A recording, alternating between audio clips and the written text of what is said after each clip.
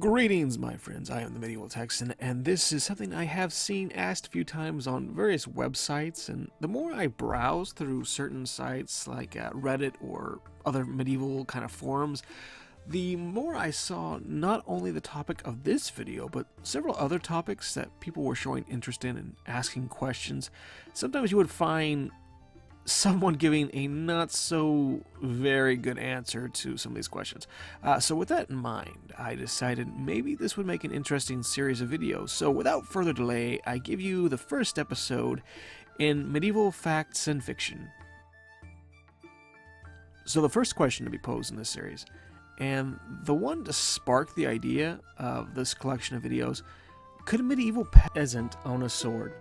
When I first came across this question being asked, the person who had inquired on this topic received a lot of great answers, but also there were several not so great answers that were very short and didn't necessarily seem completely thought out.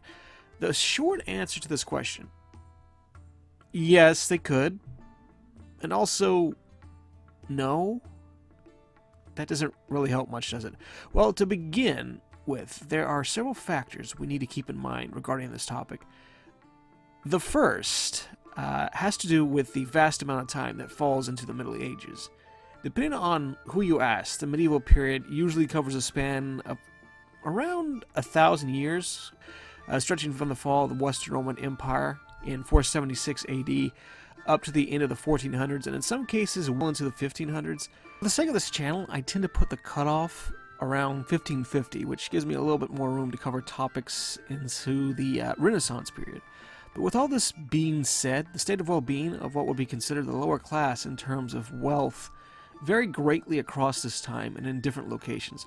For instance, around the year 500, in many parts of Europe, a sword was considered a piece of fine craftsmanship and would often be passed down through generations of a family, growing in worth with each story that became attached to it. At this time, in what some have called the Dark Ages, a sword was mainly for the wealthier members of society, while the majority of people would mainly be armed with a spear or maybe an axe. And to be honest, in my opinion, those were probably more effective weapons against a heavily armored opponent. As time went on, however, things would change as the quality and capability in producing a sword greatly grew, and by the time of the 1400s, it was actually fairly easy in many places for an individual who was a member of a non-noble class or not of knightly origin to be able to acquire a sword. Several good examples of this include weapons like the various forms of the messer, a single-edged sword that was fairly simple to make compared to some of its more expensive counterparts, or the bauernwehr, which translates to the peasant's sidearm. These swords were fairly easy to come by at the time, and many countries even had their own variations. While that covers the could they be afforded aspect of the question, there is another question that should be taken into consideration: the were they allowed to aspect. Again, the answer is it depends, for the same reasons having to do with time and place. In some places, for instance, like England in the 1400s, commoners of military age were actually required to own a weapon of some kind, which of course makes sense, as that is where the bulk of the nation's army came from, and it would make mobilizing a force much easier, quicker, and cheaper if the army was itself already armed and did not need to be equipped every time the need arose.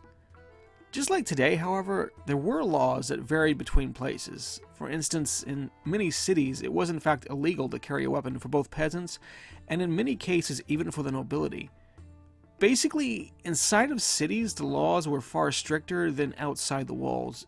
Generally, however, certain individuals were exempt, most commonly travelers, such as merchants, due to the dangers that came with the travel needed to perform their occupations.